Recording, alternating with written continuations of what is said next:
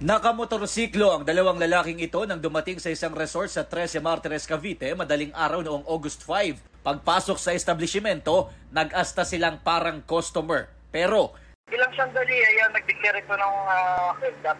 At pag ginapos itong witness nating lalaki, pinosas, pinadapa, nilagay sa isang silid doon. Nilimas na mga sospek ang halos 3,000 pisong laman ng kaha. Nag-ikot din sila sa mga kwarto at mga ipaumano ng dalawang cellphone, welding machine, grinder at electric drill.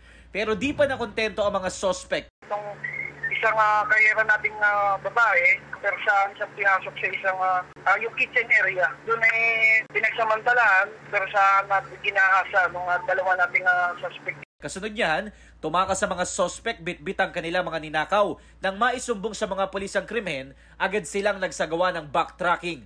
Natunton at naaresto ang mga sospek na positibong kinilala ng babaeng biktima. Nakuha sa kanila ang isang baril, magazine at mga bala. Bago ang pang-hold up sa resort, nahuli ka mang parehong mga sospek na tumangay rin sa isang pulang helmet mula sa parking lot ng isang fast food chain sa Tanza.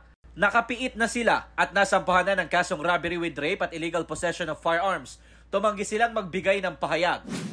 Sa isang gadget store naman sa Barangay Mamatin, Cabuyao, Laguna, pinagsasaksak ng nanloob na lalaki ang isa sa mga staff ng nasabing tindahan. Nagkaroon po siya ng 3 saksak sa kanyang katawan, isa po sa leeg, sa balikat at sa kanyang stomach. Sa kabila ng mga tinamong saksak, nakatawag pa umano ang 27 anyos na biktima sa kanilang manager para ipaalam ang nangyari. Pero makalipas ang ilang minuto, hindi na siya sumagot sa tawag ayon sa manager.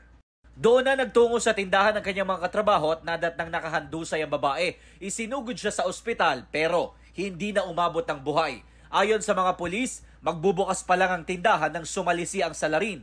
Tinangay niya ang halos 30 piraso ng cellphone na nagkakahalaga ng mahigit 90,000 pesos pati 21,000 pesos na cash. Hindi muna ibinigay sa media ng mga pulis ang hawak nilang kuha ng CCTV kung saan makikita umano ang tinukoy nilang person of interest. Umaaligid umano sa lugar ang lalaki ilang minuto bago ang krimen. Muli siyang nakuna ng isa pang CCTV na may dala ng echo bag sa tricycle na sinasabing pinaglagyan ng mga ninakaw na cellphone. Na-recover ng mga pulis ang tricycle na pagmamayari raw ng kapatid ng person of interest sa kaso. Base sa investigasyon, 1 linggo pa lang sa Cabuyao ang lalaki at nagpaalam sa kanyang kuya na hihiramin ang tricycle. Tinutugis pa ang sospek. Para sa GMA Integrated News, ako si Jomer Apresto, ang inyong saksi. Mga kapuso, maging una sa saksi. Mag-subscribe sa GMA Integrated News sa YouTube para sa iba't ibang balita.